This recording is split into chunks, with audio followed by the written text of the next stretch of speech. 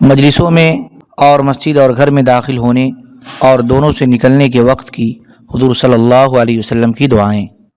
حضرت ابن عمر رضی اللہ عنہما فرماتے ہیں، بہت کم ایسا ہوا کہ نبی کریم صلی اللہ علیہ وسلم مجلس سے اٹھے ہوں اور اپنے ساتھیوں کے لیے یہ دعائیں نہ مانگی ہوں، بلکہ اکثر مانگا کرتے تھے۔ اللہم اقسم لنا من خشیتک ما تحول به بیننا وبین معصیتک ومن طاعتک ما تبلغنا به جنتک ومن الیقین ما تهون به علینا مصیبات الدنیا ومتعنا باسماعنا وابصارنا وقوتنا ما احییتنا واجعله الوارث منا واجعل ثأرنا على من ظلمنا وانصرنا على ما عادانا ولا تجعل مصیبتنا في دیننا ولا تجعل الدنيا أكبر همنا ولا مبلغ علمنا ولا تسلط علينا من لا يرحمنا۔ اے اللہ تو ہمیں اپنا اتنا ڈر نصیب فرما جو ہمارے اور تیری نافرمانی کے درمیان حائل ہو جائے، اور ہمیں اپنی ایسی فرما برداری نصیب فرما جس کے ذریعے تو ہمیں اپنی جنت میں پہنچا دے، اور ایسا یقین نصیب فرما جس سے دنیا کی مصیبتوں کو جھیلنا ہمارے لیے آسان ہو جائے، اور تو ہمیں جتنی زندگی نصیب فرما اس میں ہمیں اپنے کانوں، آنکھوں اور اپنی قوت سے فائدہ اٹھانے والا بنا، اور ان تمام اعضاء کو ہماری زندگی تک باقی رکھ، ہمارا وارث بنا، اور ہمیں اس کی توفیق دے کہ ہم صرف ان لوگوں سے بدلہ لیں جو ہم پر ظلم کریں، اور ان لوگوں کے مقابلے میں ہماری مدد فرما جو ہم سے دشمنی رکھیں، اور ہماری مصیبت ہمارے دین پر نہ ڈال، اور دنیا کو ہمارا بڑا مقصد نہ بنا، اور نہ اس کو ہمارے علم کی انتہا پرواز بنا، اور جو ہمارے اوپر رحم نہ کھائے اس کو ہم پر مسلط نہ فرما۔ اس باب سے متعلق کچھ دعائیں کفار مجلس کے باب میں گزر چکی ہیں۔ حضرت ام سلمہ رضی اللہ عنہ فرماتی ہیں، نبی کریم صلی اللہ علیہ وسلم جب گھر سے باہر تشریف لے جاتے تو یہ دعا پڑھتے، بسم اللہ توکلت علی اللہ اللہم انا نعوذ بک ان نزل او نضل او نظلم او نظلم او نجہل او یجہل علینا۔ اللہ کے نام کے ساتھ میں گھر سے باہر نکل رہا ہوں اور میں نے اللہ پر بھروسہ کیا۔ اے اللہ، ہم اس بات سے تیری پناہ چاہتے ہیں کہ ہم خود صحیح راستے سے بچل جائیں، یا ہم دوسروں کو گمراہ کر دیں، یا ہم کسی پر ظلم کریں، یا کوئی ہم پر ظلم کرے، یا ہم کسی کے ساتھ نادانی کا معاملہ کریں، یا کوئی ہم سے نادانی کا معاملہ کرے۔ حضرت ابن عمرو بن عاص رضی اللہ عنہما فرماتے ہیں،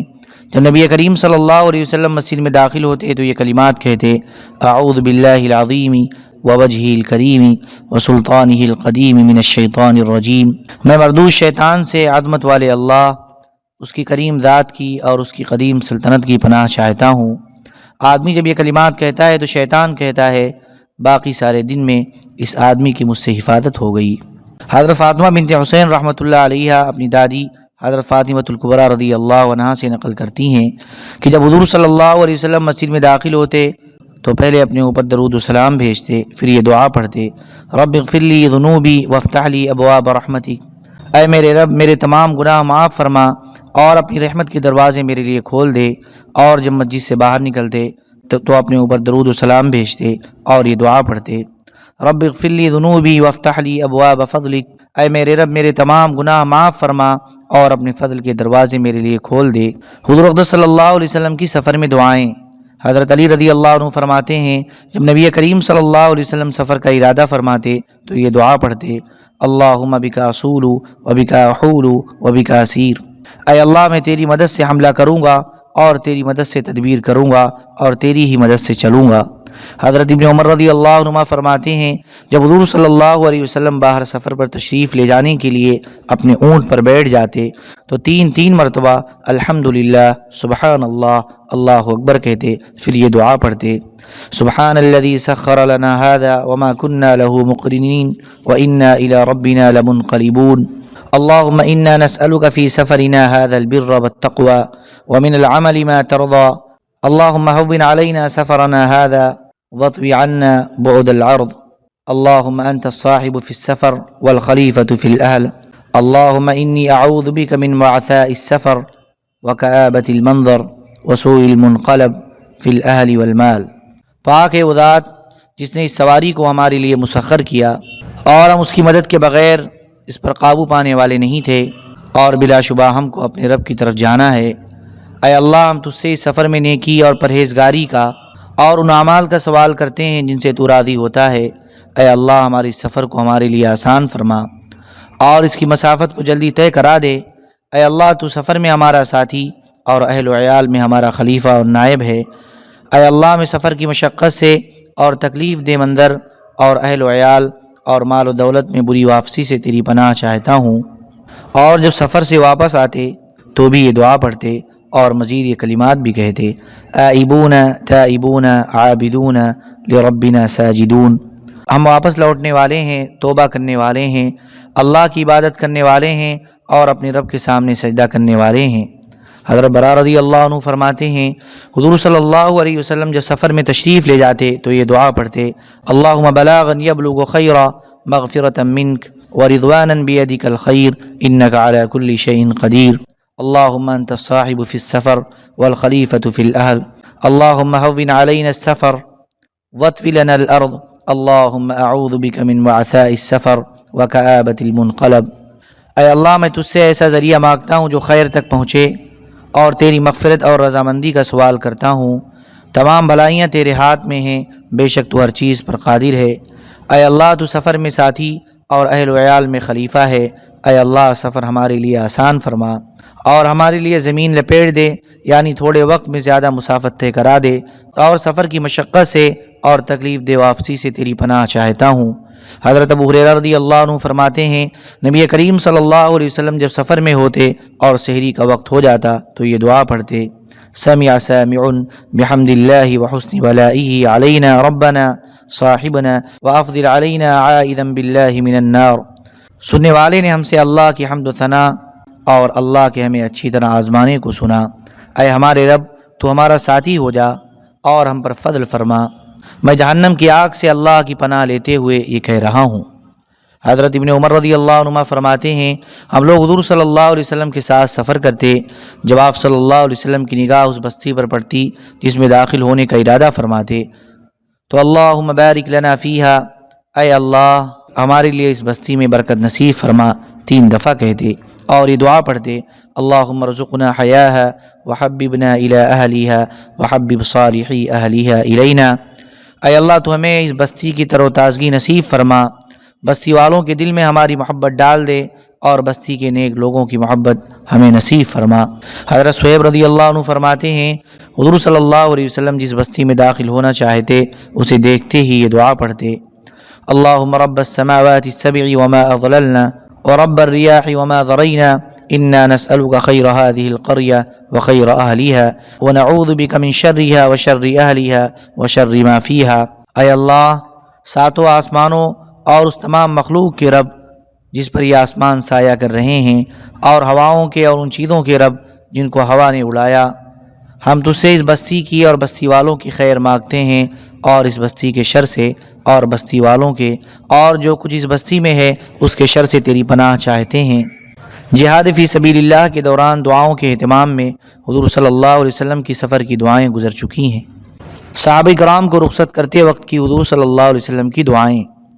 حضرت قزاع رحمۃ اللہ علیہ کہتے ہیں مجھ سے حضرت ابن عمر رضی اللہ عنہما نے فرمایا،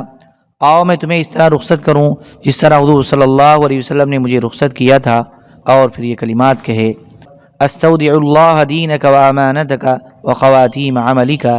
میں تمہارے دین کو اور تمہاری صفت امانت داری کو اور تمہارے ہر عمل کے آخری حصے کو اللہ کے سپرد کرتا ہوں۔ حضرت سالم رحمۃ اللہ علیہ کہتے ہیں جب کوئی آدمی سفر میں جانے کا ارادہ کرتا تو حضرت ابن عمر رضی اللہ عنہما اس سے فرماتے میرے قریب آؤ،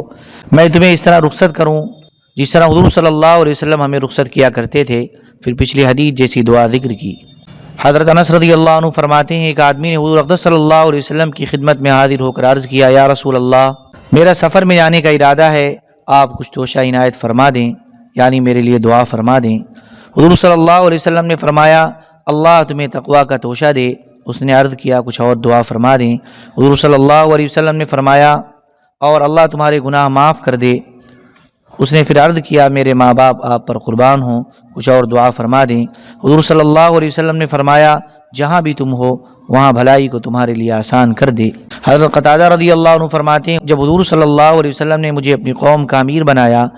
تو میں نے آپ کا ہاتھ پکڑ کر آپ کو رخصت کیا۔ آپ صلی اللہ علیہ وسلم نے یہ دعا پڑھی، جعل اللہ التقوی زادک وغفر ذنبک ووجہک للخیر حیثما توجہت۔ اللہ تقویٰ کو تمہارا توشہ بنا دے اور تمہارے گناہوں کو معاف کر دے، اور جہاں بھی تم جاؤ وہاں تمہیں خیر کی توفیق عطا فرمائے۔ حضرت ابو ہریرہ رضی اللہ عنہ فرماتے ہیں، ایک آدمی نے عرض کیا، یا رسول اللہ، میرا سفر میں جانے کا ارادہ ہے، آپ مجھے کچھ وصیت فرما دیں۔ آپ صلی اللہ علیہ وسلم نے فرمایا، اللہ کے ڈر کو اور ہر بلندی پر چڑھتے وقت تکبیر کہنے کو لازم پکڑے رکھو۔ اور جب وہ آدمی پشت پھیر کر چل دیا تو حضور صلی اللہ علیہ وسلم نے یہ دعا فرمائی، اللہم اطوی لہ البعد وہون علیہ السفر، اے اللہ اس کے سفر کی مسافت کو جلد طے کرا دے اور سفر اس پر آسان فرما دے۔ کھانے پینے اور کپڑے پہننے کے وقت حضور صلی اللہ علیہ وسلم کی دعائیں۔ حضرت ابو امامہ رضی اللہ عنہ فرماتے ہیں، جب حضور صلی اللہ علیہ وسلم کے سامنے سے دسترخوان اٹھا لیا جاتا تو آپ یہ دعا پڑھتے، الحمدللہ کثیرا طیبا مبارکا فی غیر مکفی ولا مودع ولا مستغنی عنہ ربنا۔ تمام تعریفیں اللہ کے لیے ہیں، ایسی تعریف جو بہت زیادہ ہو اور پاکیزہ اور بابرکت ہو۔ ہماری یہ تعریف کافی اور تیرے شان کے لائق نہیں ہو سکتی، اور نہ ہم اسے کبھی چھوڑ سکتے اور نہ کبھی اس سے مستغنی ہو سکتے ہیں، اے ہمارے رب۔ حضرت ابو سعید رضی اللہ عنہ فرماتے ہیں، حضور صلی اللہ علیہ وسلم جب کھاتے یا پیتے تو فرماتے، الحمدللہ الذی اطعمنا وسقانا وجعلنا من المسلمین۔ تمام تعریفیں اس اللہ کے لیے ہیں جس نے ہمیں کھلایا پلایا اور ہمیں مسلمانوں میں سے بنایا۔ حضرت ابو سعید رضی اللہ عنہ فرماتے ہیں، جب حضور صلی اللہ علیہ وسلم نیا کپڑا پہنتے تو یہ دعا فرماتے، اللہم لک الحمد انت کسوتنی ھذا۔ اس کے بعد اس کپڑے کا نام کرتا، عمامہ یا چادر وغیرہ لیتے۔ اسألک خیرہ وخیر ما صنع لہ واعوذ بک من شرہ وشر ما صنع لہ۔ اے اللہ تمام تعریفیں تیرے لیے ہیں، تو نے ہی مجھے یہ کپڑا پہنایا، میں تجھ سے اس کپڑے کی خیر اور جس مقصد کے لیے بنایا گیا ہے اس کی خیر کو مانگتا ہوں، اور اس کے شر سے اور جس مقصد کے لیے اسے بنایا گیا ہے اس کے شر سے تیری پناہ چاہتا ہوں۔ اللہم صلی علی سیدنا وحبیبنا ومحبوبنا ومولانا محمد وبارک وسلم۔ سبحان ربک رب العزة عما یصفون وسلام علی المرسلین والحمد للہ رب العالمین۔